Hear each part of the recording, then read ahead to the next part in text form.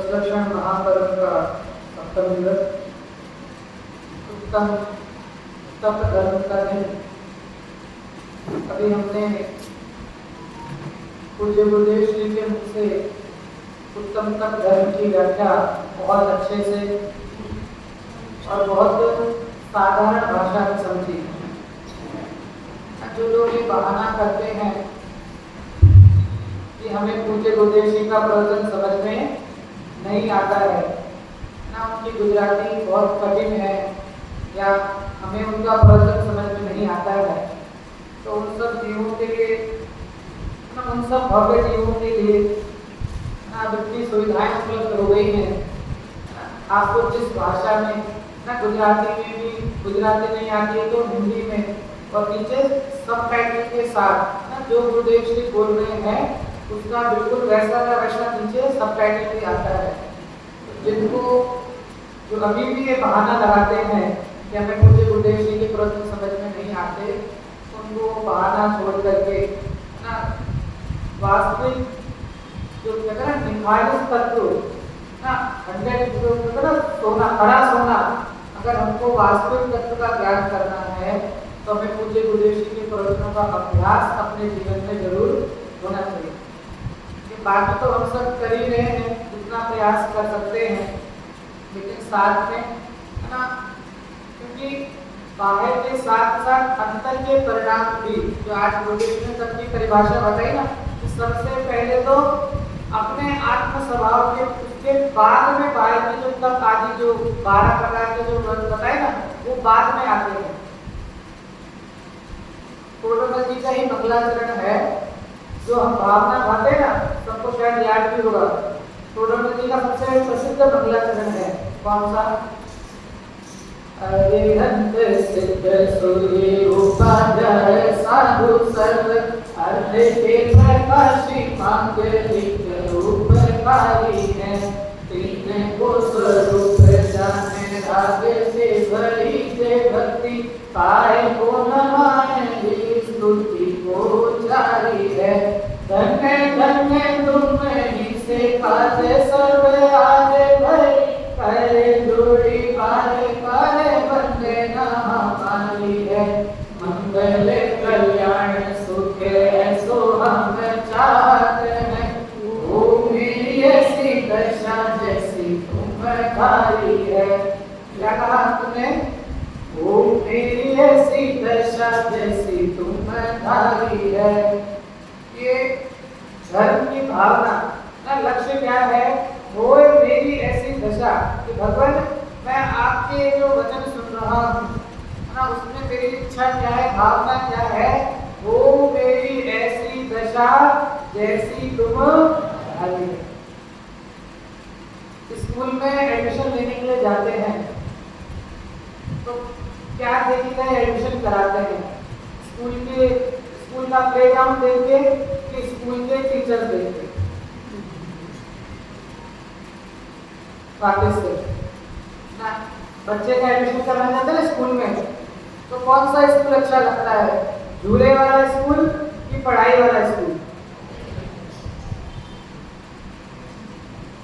झूले वाला अच्छा है ना, बच्चा वहां पे हमारा तो सर नहीं खाएगा ना, वहीं पे झूलता रहेगा। क्या कहा, कौन सा स्कूल अच्छा लगता है?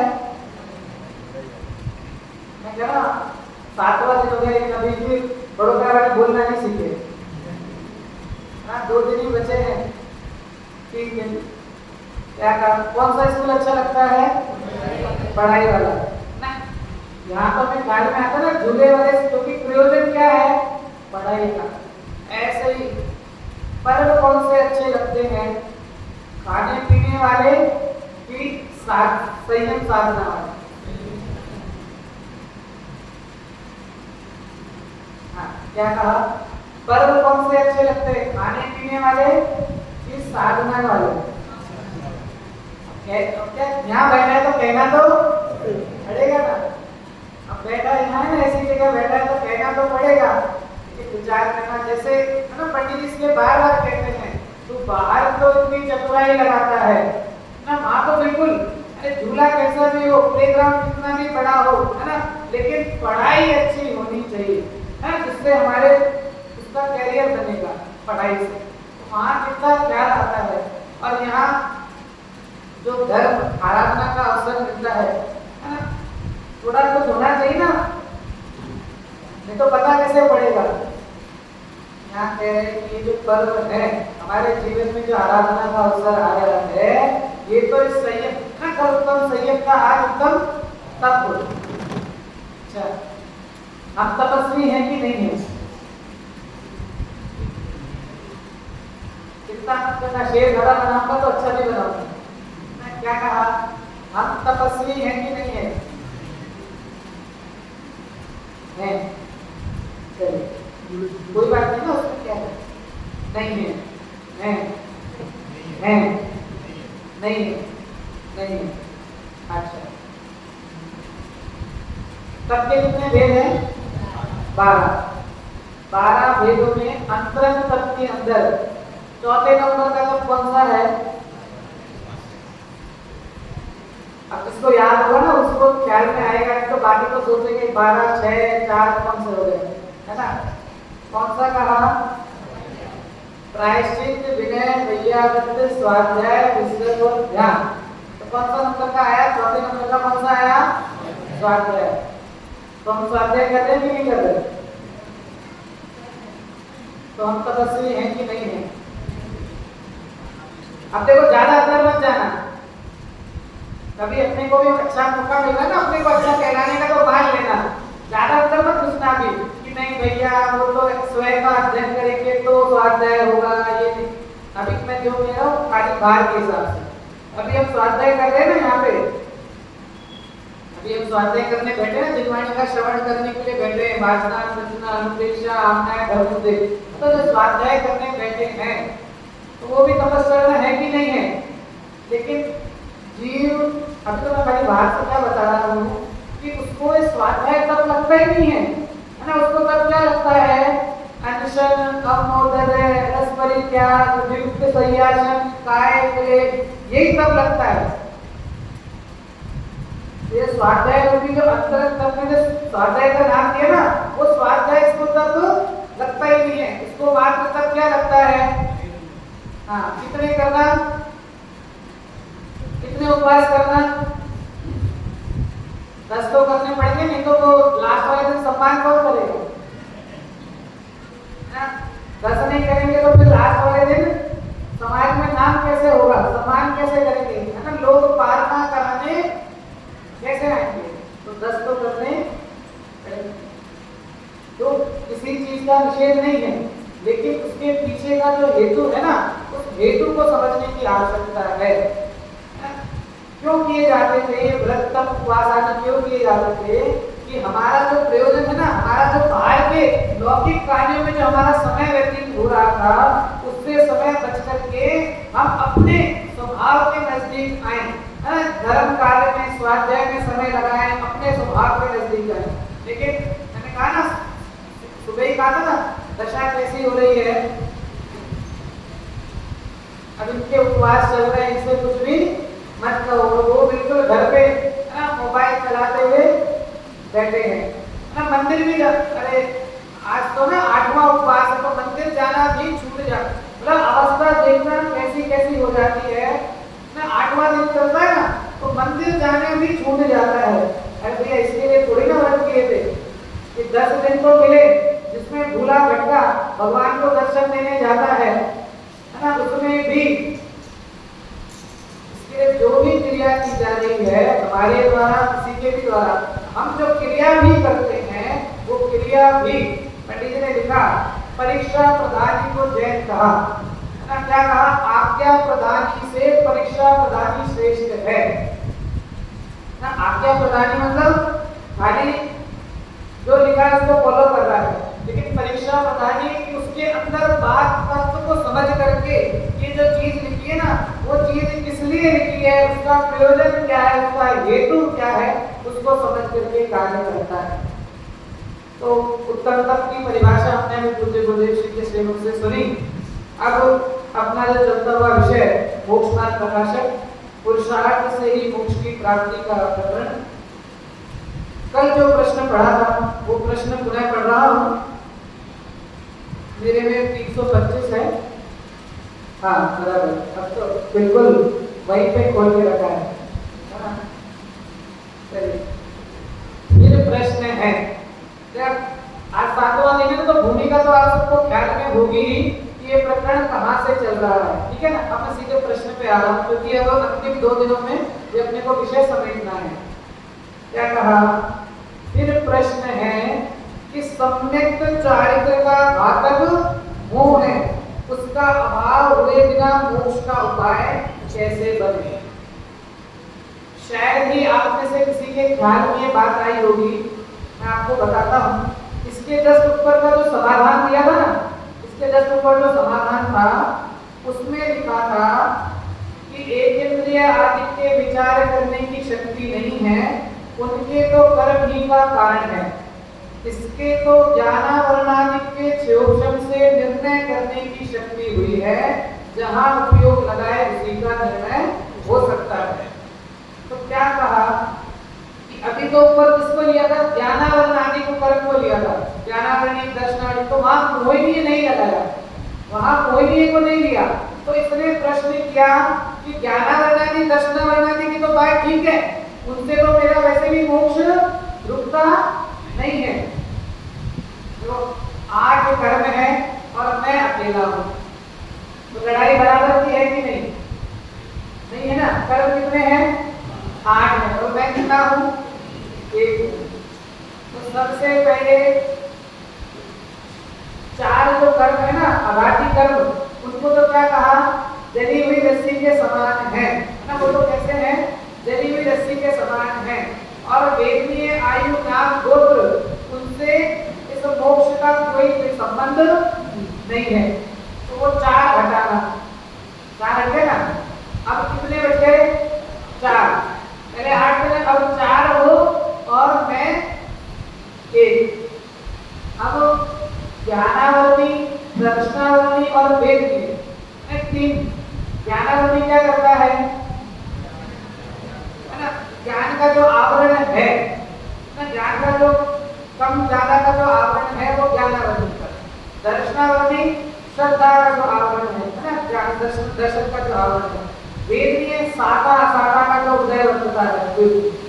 लेकिन ये 3 कर्म भी कौन कौन से, ज्ञानावरणी, दर्शनावरणी और वेदनीय 3 कर्म भी मेरे मोक्ष में बाधक नहीं है। इसलिए 3 कर्म भी क्या हुए, हट गए। अब बराबर की लड़ाई ना, यहाँ भी 1 है और यहाँ भी 1 है, तो कौन सा कर्म बचा, मोहिनी कर्म बचा। अब ये जो प्रश्न है ना, इस प्रश्न में लिखा कि सम्यक चारित्र का घातक मोह है, क्योंकि इतना जिसको भी अभ्यास है ना कि दर्शन मोहिनी का उदय जब तक वर्तता है तब तक इस जीव को सम्यक दर्शन की प्राप्ति नहीं हो सकती। हाँ, सुहाना अवसर चल रहा है ना, बिल्कुल यहाँ भी आत्म आराधना चल रही है और मौसम भी बिल्कुल अनुकूल है। क्या कहा, प्रश्न है कि सम्यक चारित्र का घातक मोह है। तो ये जो मोह है, दर्शन मोह और मोहिनी कर्म के कितने भेद, मोहिनी कर्म के कितने भेद, 2 भेद। मतलब जब मोहिनी कर्म को अपन विभाजित करेंगे तो जो 2 भाग, उसमें एक दर्शन मोहिनी है और एक चारित्र मोहिनी। देखना कि ऐसा कभी नहीं होगा इधर सम्यक का उदय हो और यहाँ दर्शन मोहिनी का क्षय प्रयोजन ना हो, और इधर मिथ्यात्व पड़ा हो और इधर दर्शन मोहिनी ना हो, ऐसा भी नहीं होगा। दोनों तरफ से मिथ्यात्व हो और दर्शन मोहिनी नहीं हो, ऐसा भी नहीं हो सकता, और सम्यक तो हो और दर्शन मोहिनी का क्षय हो जाने का ना हो, ऐसा भी नहीं हो सकता। तो क्या कहा कि ये जो सम्यक चरित्र है ना, तो सम्यक दर्शन ज्ञान चरित्र है, उसका घातक कौन है, मोह है। उसका अभाव हुए बिना मोक्ष की प्राप्ति कैसे होगी। तो पंडित जी ने इसी समाधान में सबसे पहली पंक्ति लिखी थी, क्या लिखी थी, विचार करने की शक्ति नहीं है। एक इंद्रिय आदि के तो विचार करने की शक्ति नहीं है, लेकिन तेरे में लायकात है ना। जैसे कॉलेज में एडमिशन लेना है तो 12th पास होना कंपलसरी है। यहाँ पे कॉलेज की कौन सी क्लास में करोगे?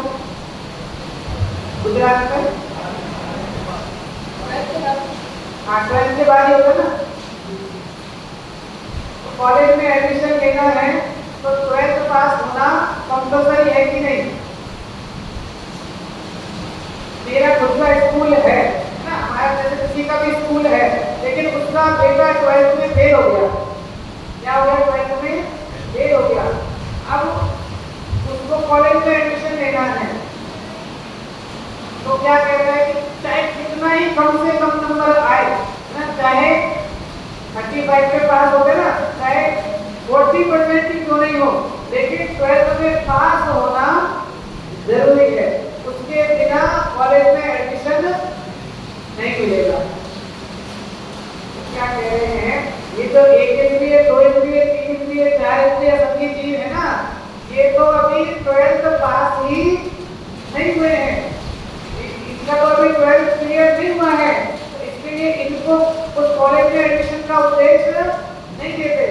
लेकिन तूने तो, तेरे तो लायकात हुई ना, तेरे तो जाना आना नहीं कर एक प्रयोजन करने की लायकात हुई है, अर्थात तुमने तो 12th पास कर ली है ना, संगीत पंडित से बना मेरा आत्म में विचार करने की योग्यता मिली, इसका मतलब तूने 12th पास कर ली है। अब क्या करना है? अब उस कॉलेज में एडमिशन लेना है। हमारी लायकात है ना। अभी किसी का पासपोर्ट तो बना नहीं और वो वीजा बनवाने के लिए अप्लाई करे, क्या कहा?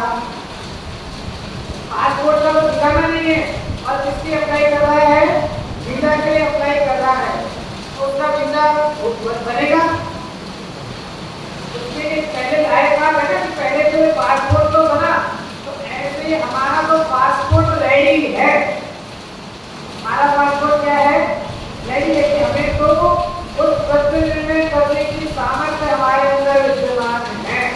अब आगे की प्रोसेस तो ये बार-बार शिष्य कहता है कि मैं क्या करूं? कर्म का उदय है, कर्म का उदय है। तो यहाँ समाधान करते हैं। क्या समाधान करते हैं? कल पहला पैराग्राफ पढ़ लिया था, उसी के आगे दूसरा पैराग्राफ।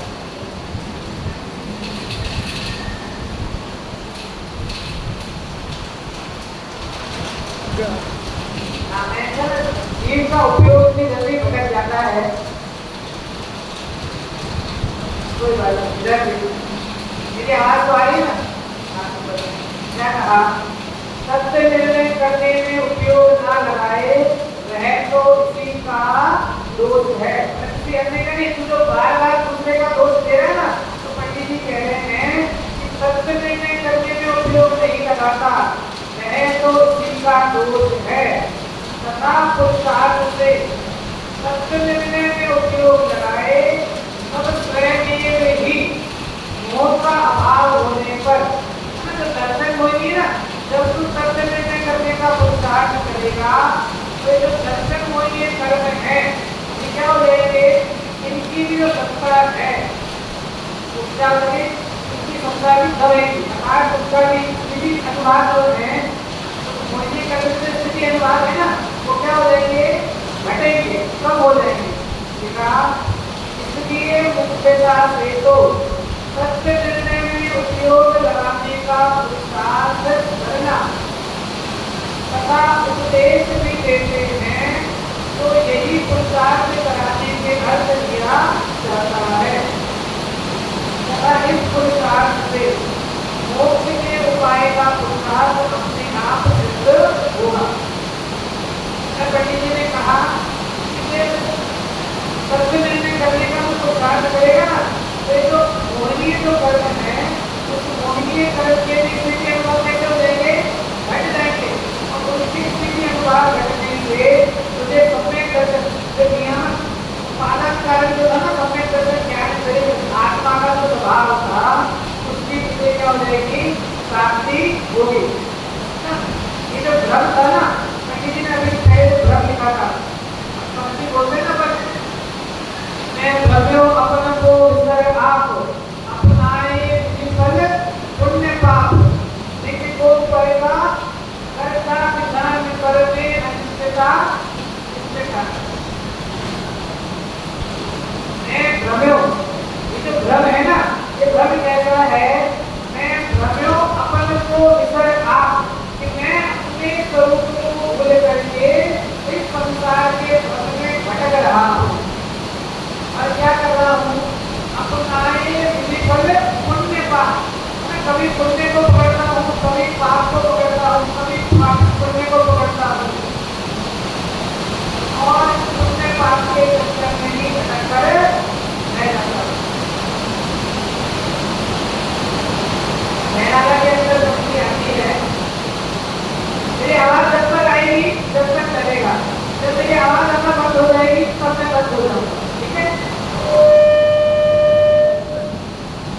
अरे यार, मेरा के अंदर एक शक्ति आती है, पीछे अगर किसी के ऊपर पानी आ रहा है तो आगे बढ़िए।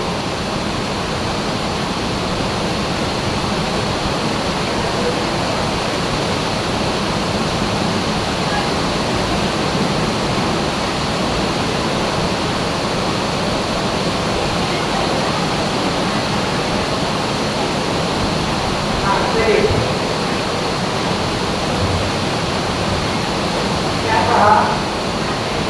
मेरा की शक्ति आती है, ठीक है?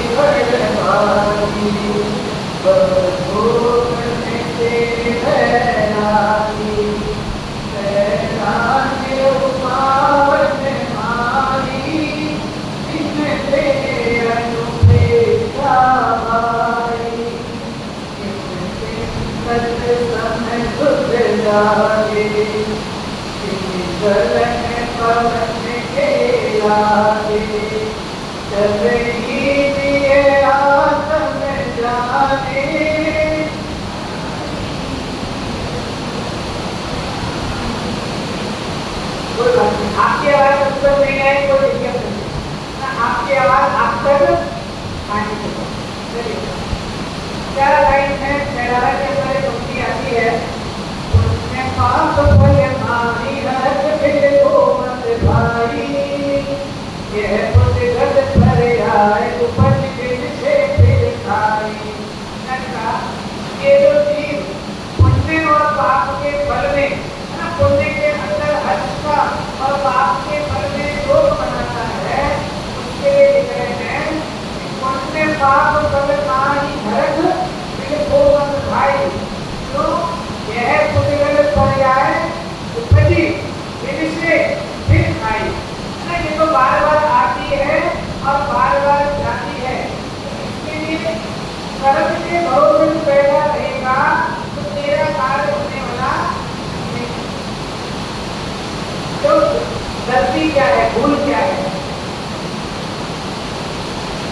कर्म जो कार्य कर रहे हैं ना, कर्म के कार्य में और जीव में संबंध कौन सा था?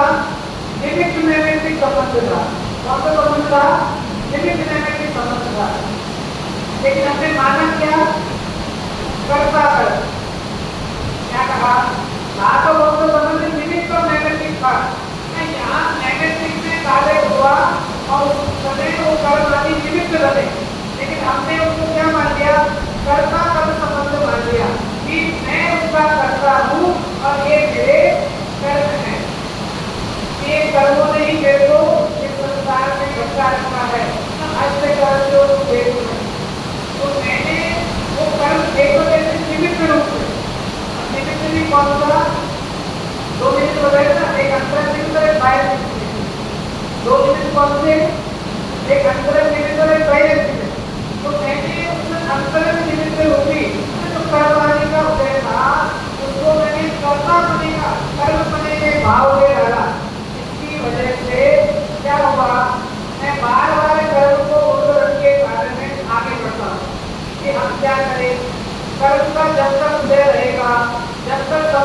चारित्र का उदय, प्रत्येक चारित्र के घातक मोह भाव का उदय रहेगा, कर्तव्य में क्या करूँगा?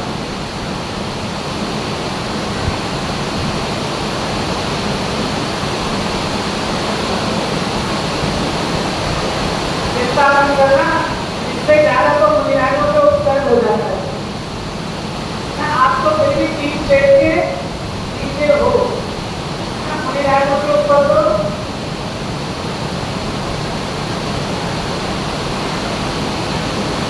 प्रोजेक्टर के ऊपर रहते हैं, इसके लिए बड़ा है।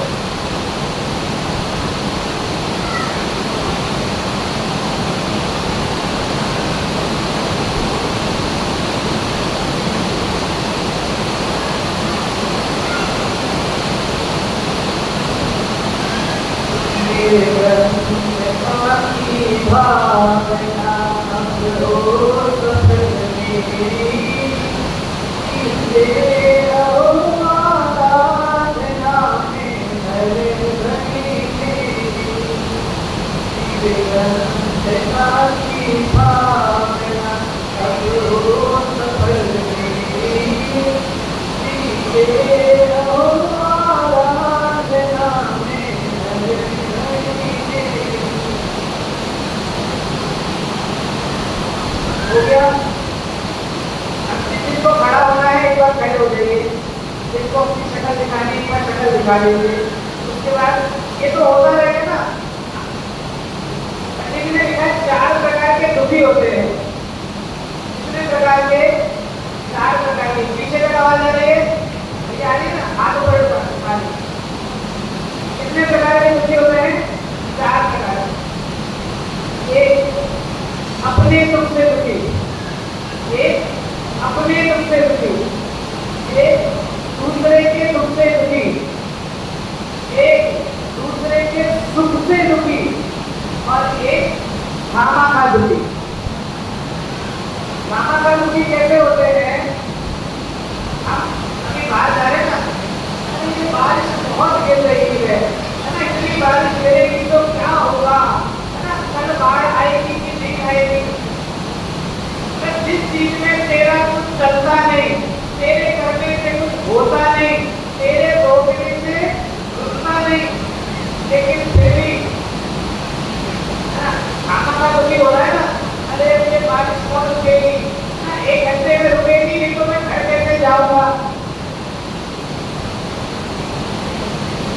कैसे अभी जैसे रास्ते में जा रहे हैं ना, अभी एक पार्टी वाला सर्कल है ना, अब आप वहां से निकले कि घर को लेके करके, अरे घर का कलर कितना है ना, अच्छा नहीं है घर का कलर, इन्होंने इंटीरियर कैसा करा है, कलर कैसा करा है, इन चीजों में तेरा कुछ चलता नहीं है, तेरा कुछ प्रयोजन नहीं है ना, तेरे को कुछ लगता अड़ता नहीं है, लेकिन उन चीजों के भी परिणाम करके भी खाना खाकर दुखी हो जाता है।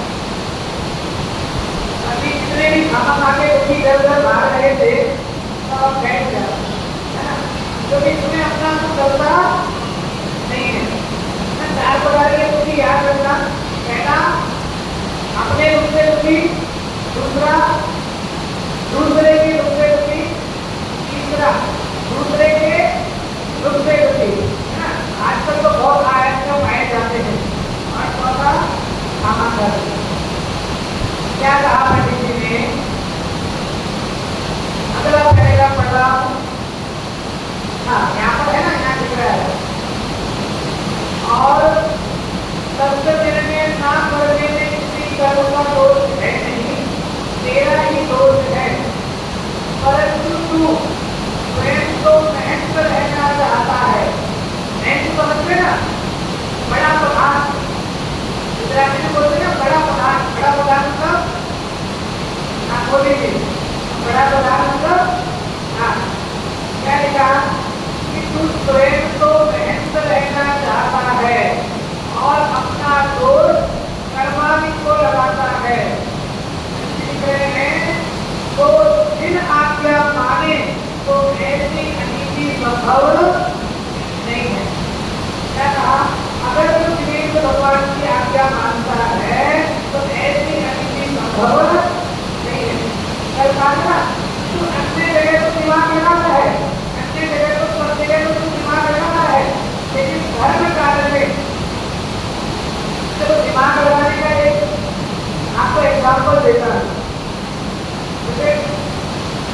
10 रुपये में जाना होता है। तो अब 10 रुपये के अंदर मैंने जैसे नियम दे रखा है, एक ही हरी देता है ना, खाली बताने के बताना कि एक ही, चाहे वो दिन से हो, चाहे वो दिन हो, कुछ भी हो, एक ही हरी ना, आना तो छोड़ के एक ही हरी। आपको है ना, व्यक्ति दिमाग कितना लगाता है ये बता रहा हूँ खाली आपको। मैं उदयपुर था जिनके घर खाना था, भोजन जिनके घर था ना, उन्होंने क्या किया, ये उसने लौकी, तो लौकी उन्होंने दिया। अब उन्होंने घिया की सब्जी बनाई, घिया का ही हलवा बनाया, ये घिया की पकौड़ी बनाई, घिया की मतलब 4-5 तरह के व्यंजन उसी के अंदर। खाली बातों लगे ना, इसलिए बोल देता हूँ, नहीं तो पहला होता तो आप लोग भी दिमाग लगाते, इसलिए दिमाग नहीं लगाना है। मैं खाली आपको बता रहा हूँ कि अन्य लौकिक में तो ये चीज कितनी जरूरी कराता है, हम सोच भी नहीं सकते है ना। उसने एक ही हरी में 5 चीजें बना दी एक के अंदर ही। देखिए उसको देख कर पंडित जी की बात याद आती है, तो अन्य जगह तो ऐसी चतुराई लगाता है, लेकिन जब मोक्ष मार्ग की बात आती है तब तो कालकी भक्तता को आगे कर देता है। तो पंडित जी कह रहे हैं, तो इन आज्ञा माने तो ऐसी अनिति संभव नहीं है। यदि तो जिनेन्द्र भगवान की आज्ञा मानता है तो ऐसी अनिति संभव नहीं है। आगे लिखा, पढ़ना इधर ध्यान देना, क्या लिखा आगे, तुझे विषय कषाय रूप ही रहना है। अब पंडित जी भी थोड़े बड़ी भाषा में कह रहे हैं, जब बार-बार कर्म कर्म कर्म कर्म की रटना रहता है ना, तो इसका मतलब तुझे विषय कषाय रूप ही रहना है, इसलिए झूठ बोलता है। ये जो जितना बार-बार कर रहे हैं ना, इसका मतलब है तुझे विषय कषाय में ही रहना है, इसलिए झूठ बोलता है। यदि मोक्ष की सच्ची अभिलाषा हो तो ऐसी युक्ति इसलिए बने। यदि तुझे मोक्ष अच्छा लगता है, यदि तुझे मोक्ष की अभिलाषा हो तो ये जितनी युक्तियां लगा रहे ना वो कैसे बने।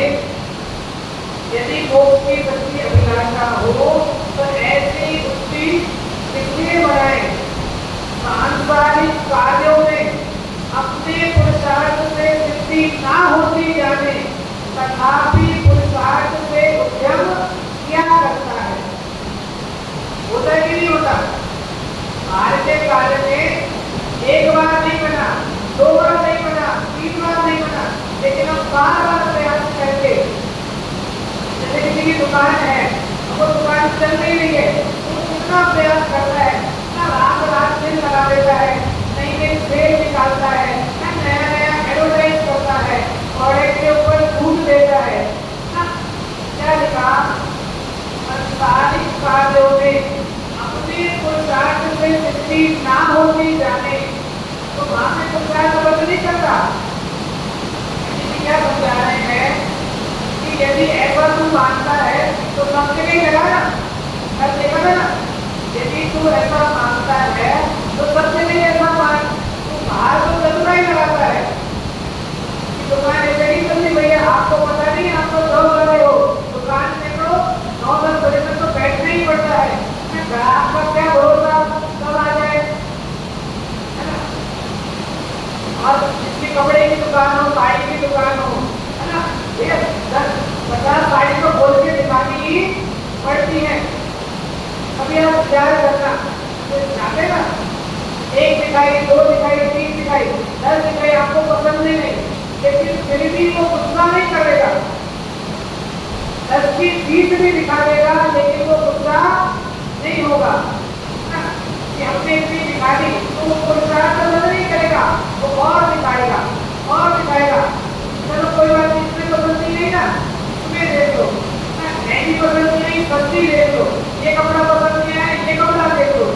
वो मतलब मालिक होगा ना, वो कैसे पुरुषार्थ करके ना अपना सामान बेचना चाहेगा।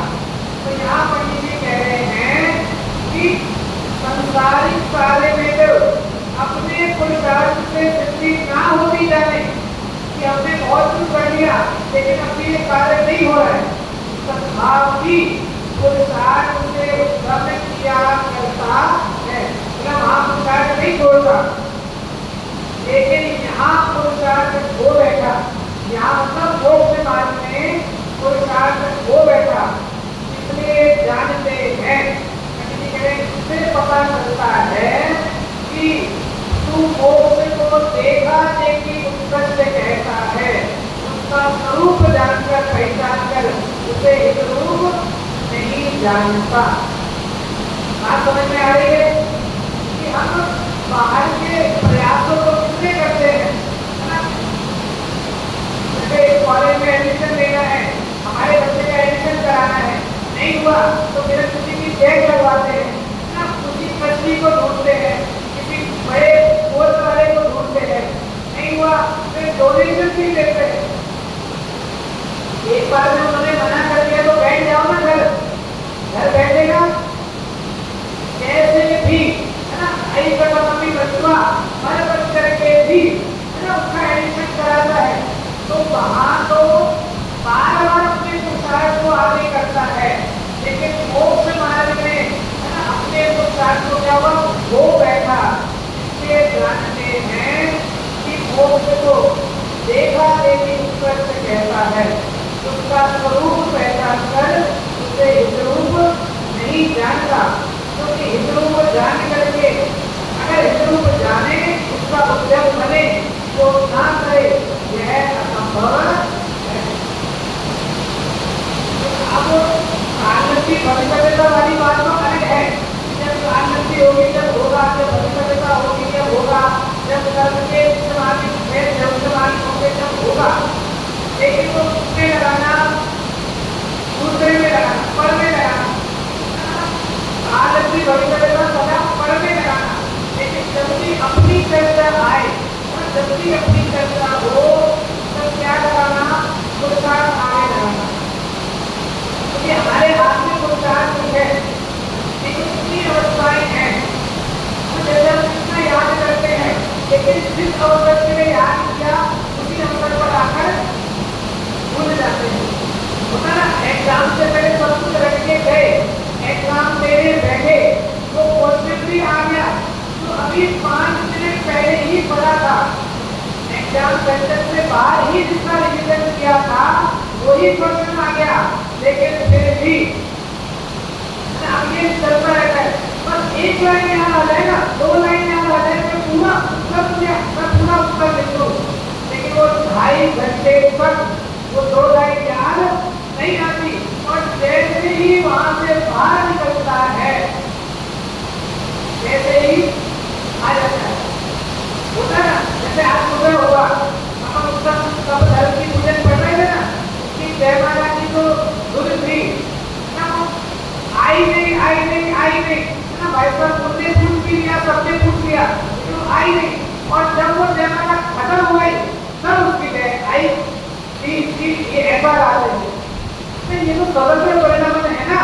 तू कितना ही चाहे कि मैं अच्छा बोल लूं, है ना, मैं ऐसा बोलूं, है ना, जिसमें सबको अच्छा लगे, मैं ऐसा करूं, लेकिन ये सब क्रियाएं तो कैसी हैं, स्वतंत्र क्रियाएं हैं, तेरे हाथ में तो मात्र पुरुषार्थ है ना, और इस पुरुषार्थ से समता का परिणाम कि तू तो पुरुषार्थ तेरे हाथ की बंधु में पुरुषार्थ कर, और उसके बाद कालनती भविष्यता और निमित्त दोष बताए ही, जिसको एक बार निर्माण की श्रद्धा हो जाए ना, उसको फिर कालनती भविष्यता आड़े नहीं आती है, उसको तो फिर ये है कि मैं पुरुषार्थ कर रहा हूँ तो निमित्तों को आसमान से भी उतर के आना पड़े तो निमित्त आएंगे।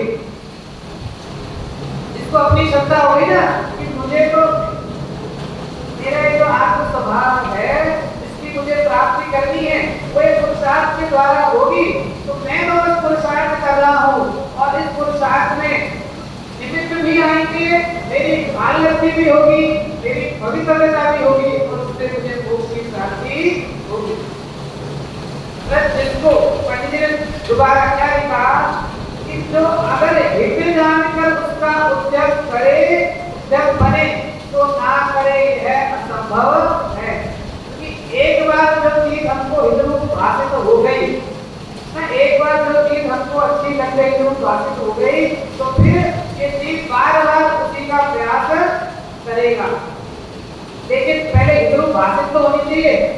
सबसे पहली जो शर्त यही है ना कि सबसे पहले वो मोक्ष हितरूप भाषित तो होना चाहिए। पंडित तो क्या कह रहे हैं, इसलिए जानते हैं कि तुम मोक्ष को देखा देखी उत्कृष्ट कहता है, उसका स्वरूप पहचान कर उसे हितरूप नहीं जानता। यहाँ तक बात हुई। अब आगे इतना समझ लिया शिष्य ने, लेकिन अभी भी फिर से प्रश्न है। अगला प्रश्न, फिर प्रश्न है, यहाँ प्रश्न है कि तुमने कहा तो सत्य। अब थोड़ा शिष्य ढीला पड़ रहा है। पहले तो कैसी टोन थी, मैं क्या करूं, है ना, मेरे कर्म का उदय है, मैं क्या करूं, भ्रम कर्म का कारण तो भ्रम है, मैं क्या करूं, सब में चारित्र का उदय रहेगा तब तक, मोह का उदय रहेगा तब तक मोक्ष कैसे होगा। अब शिष्य की धीरे धीरे बात समझ में आ रही है, ना, अपने साथ में धीरे धीरे कोई समझाता है तो समझ में आता है। तो अब क्या प्रश्न है, यहाँ प्रश्न है कि तुमने कहा तो सत्य, और आपने जो बात कही वो तो ठीक है, परंतु शब्द बहुत खतरनाक है ना, और वो तो मोक्ष मार्ग प्रकाशक के लिए तो विशेष कहा जाता है कि पंडित जी ने कितनी बार परंतु लिखा, ये होमवर्क है। अब जो पूरा स्वाध्याय करेगा ना वो देखेगा, लेकिन क्या करना, देखो दिमाग कितना लगाता है। ऐसे मैं किसी को दिया, अब आजकल टेक्नोलॉजी इतनी हाई है ना, सब OCR में कन्वर्ट, सर्चेबल PDF है, सर्च में कन्वर्टेड है, आपने डाला सर्च में परंतु, वो आ गया भैया 250 बार उसने परंतु है ना। वो क्यों सर्च करने के लिए बोला था, वो ढूंढने के लिए क्यों बोला था कि जब तू ढूंढेगा ना इसको परंतु को, तब ऐसे तो तू ढूंढेगा नहीं रोबोट की तरह यूं करते हुए, कैसे ढूंढेगा ना, एक एक पंक्ति पढ़ेगा ना, एक एक पंक्ति पढ़ता हुआ जाएगा, फिर यहाँ आया है, यहाँ आया है, यहाँ आया है, तो तेरा क्या होगा, स्वाध्याय होगा ना। तेरी ग्रंथ है ना, ग्रंथ का तेरा उपयोग लगेगा। लेकिन ना हम तो चतुर्जीव है ना, हम तो एडवांस चतुर्जीव हैं, बोला परंतु ढूंढो, मैं तो सर्च किया और सर्चेबल PDF के अंदर आ गया। कितनी बात हो, क्या कह रहे हैं पंडित जी, यहाँ प्रश्न है कि तुमने कहा तो सत्य ना, आपने कहा वो तो ठीक है, परंतु द्रव्य कर्म के वजह से भाव कर्म होता है, भाव कर्म से द्रव्य कर्म का बंध होता है, तथा फिर उसकी वजह से भाव कर्म होता है। इस प्रकार अनादि से परंपरा चली आ रही है, तो मोक्ष का उपाय कैसे हो। बराबर है ना, दो गुल्लक हैं ना, मैं इस एक गुल्लक में से पैसा निकाल के एक गुल्लक में डाल रहा हूँ, तो ये गुल्लक खाली होगी, लेकिन मैं 1 रुपया इसमें से निकाल के इसमें डालता हूँ और 1 रुपया इसमें डालता हूँ, तो ये गुल्लक तो खाली होगी। समझ में आया क्या कहा, 2 गुल्लक हैं, मैं इसमें से निकाल के इसमें को डाल रहा हूँ, लेकिन नया रुपया इसमें भी डाल रहा हूँ, तो ये गुल्लक कभी खाली नहीं होगी। तो ऐसे ही कह रहे हैं कि हम क्या करें, द्रव्य कर्म के वजह से भाव कर्म होता है, भाव कर्म से द्रव्य कर्म का बंध होता है, फिर जो द्रव्य कर्म बंधे उसके वजह से भाव कर्म होता है, तो ऐसे साइकिल चलता ही रहता है। आपने कर्म का साइकिल सुना होगा कि द्रव्य कर्म के वजह से ना शरीर की प्राप्ति, द्रव्य कर्म के वजह से शरीर की प्राप्ति मतलब इंद्रियों की प्राप्ति, ये कहते हैं ना, द्रव्य कर्म के वजह से इंद्रियों की प्राप्ति, इंद्रियों की प्राप्ति से विषयों का ग्रहण, क्या कहा, द्रव्य कर्म के वजह से इंद्रियों की प्राप्ति, इंद्रियों की प्राप्ति से विषयों का ग्रहण, विषयों के ग्रहण से नवीन कर्म का बंध, नवीन कर्म के बंध से पुनः कर्म का उदय, पुनः कर्म के उदय से फिर इंद्रियों की प्राप्ति, फिर इंद्रियों की प्राप्ति से विषय ग्रहण की इच्छा, फिर विषय ग्रहण की इच्छा से वापस से कर्मों का बंध, कर्मों के बंध से फिर से कर्मों का उदय। ऐसे जो सर्कल है ये सर्कल कंटिन्यूसली चल रहा है। समझ में आया? सर्कल कोई बाहर की चर्चा नहीं, अपना अपने जो है ना, देखो वापस करा क्या कर्म का उदय है ना, कर्म के उदय से आयु कर्म के उदय से मुझे जिस भी पर्याय के अंदर अभी वर्तमान की पर्याय है तो पंचेंद्रिय परिणाम प्राप्त हुआ। तो कर्म द्रव्य कर्म के उदय से इंद्रियों की प्राप्ति हुई। अब इंद्रियों की प्राप्ति हुई तो उसमें विषय ग्रहण की इच्छा इंद्रिय ना, अब उस इंद्रियों के अनुसार से देखने की इच्छा, सुनने की इच्छा, बोलने की इच्छा है। तो इंद्रियों के ग्रहण से इंद्रियों की प्राप्ति, फिर विषय ग्रहण की इच्छा। अब विषय ग्रहण की इच्छा हुई, विषय ग्रहण की इच्छा कैसी? मुझे प्यास लगी है। अब मुझे प्यास लगी है तो मेरी प्यास किससे बुझ सकती है? पानी से बुझ सकती है ना, पानी से बुझ सकती है ना। अब वो पानी कैसा होना चाहिए? ठंडा होना चाहिए। इंद्रिय लगाना एक एक इंद्रिय, वो पानी कैसा होना चाहिए? ठंडा होना चाहिए। कौन सी इंद्रिय? स्पर्श इंद्रिय। प्यास तो पानी से बुझ रही थी, लेकिन वो पानी कैसा होना चाहिए? ठंडा होना चाहिए। अब वो पानी थोड़ा सफेद अच्छा नहीं लग रहा, थोड़ा वो कलरफुल हो ना तो और ज्यादा मजा आएगा। थोड़ा उसमें रंग दूसरा हो ना, कलरफुल हो तो और ज्यादा मजा आएगा। कौन सी इंद्रिय? चक्षु इंद्रिय। सारे पानी में मजा नहीं है, थोड़ा मीठा हो ना, थोड़ा मीठा और खट्टा ऐसा हो तो ज्यादा मजा आएगा। कौन सी इंद्रिय? रसना इंद्रिय। अब उसके अंदर कुछ केवड़ा वगैरह डाल करके कुछ सुगंध भी आए ना उसमें से, तो और ज्यादा मजा आए। कौन सी इंद्रिय? घ्राण इंद्रिय। अब पीछे पीछे खाली बैठे थे, पीछे साथ में कुछ बाहर कुछ म्यूजिक भी चल रहा हो, है ना, बाहर कुछ और ऐसा चल रहा हो तो और आनंद आएगा। कौन सी इंद्रिय? प्यास को किससे बुझेगी? पानी से। हाँ, लेकिन यही है ना, जाते ना अपन 200 रुपए का, 300 रुपए का या कितने भी रुपए का होता है, क्या होता है? यही है ना, यही 5 चीजों के बीच की चीज है ना। हम जो वहां जाकर के जो भी मतलब नॉर्मल जो भी जूस वगैरह पीते हैं हम लोग, तो स्पर्श रसना मतलब कार्य तो इतना आसान था, लेकिन उसने 5 इंद्रिय के विषय के अंदर लगा के तो ये क्या बताया? कर्म का उदय, कर्म के उदय से इंद्रिय की प्राप्ति, इंद्रियों की प्राप्ति से विषय ग्रहण की इच्छा, विषय ग्रहण की इच्छा हुई तो वापस से नवीन कर्म का बंध है ना। विषय ग्रहण की इच्छा से भाव ना, उस भावों से फिर नवीन कर्म का बंध, और नवीन कर्म का बंध तो उसका उदय, और उसका उदय तो पुनः इंद्रिय आदि की प्राप्ति। क्योंकि जब तक संसार में रहेगा उससे इंद्रिय आदि की प्राप्ति तो होगी ही, चाहे एक इंद्रिय हो, चाहे 2 इंद्रिय, 3 इंद्रिय, 4 इंद्रिय, 5 इंद्रिय, कितना भी हो। तो वही प्रश्न यहाँ कर रहा है, जिससे क्या कह रहा है कि द्रव्य कर्म के उदय से भाव कर्म होता है। समय तो हो गया है, लेकिन आप कहाँ जाओगे? है ना, तो थोड़ा सा ले रहा हूँ, घबराना नहीं, ज्यादा नहीं लूंगा। परंतु द्रव्य कर्म के उदय से भाव कर्म होता है, भाव कर्म से द्रव्य कर्म का बंध होता है ना। एक साइड उदय, एक साइड बंध। उदय में आए, उदय में आकर के क्या हुआ? उसका बंध हुआ, और फिर उसके उदय से पुनः भाव कर्म होता है। इस प्रकार अनादि परंपरा है, तब मोक्ष का उपाय कैसे हो? कितना सुंदर समाधान पंडित जी कर रहे हैं। मैंने कहा था पहले दिन भी कि ग्रंथ का वाचना, पढ़ना, सुनना बहुत सुगम है। पंडित जी ने लिखा था ना, इससे ग्रंथ का वाचना, पढ़ना, सुनना सुगम नहीं, बहुत सुगम है। कोई व्याकरण आदि की किसी चीज की आवश्यकता नहीं। बिल्कुल साधारण भाषा में लिखा है ना, बिल्कुल समझ में आ जाए। तो क्या समाधान कर रहे हैं कि कर्म का बंध व उदय सदा का समान ही होता रहे, तब तो ऐसा ही है। जो तुमने प्रश्न किया ना कि मैं क्या करूं? द्रव्य कर्म से भाव कर्म, भाव कर्म से उदय, उदय से फिर द्रव्य कर्म। तो ये श्रृंखला चल रही है।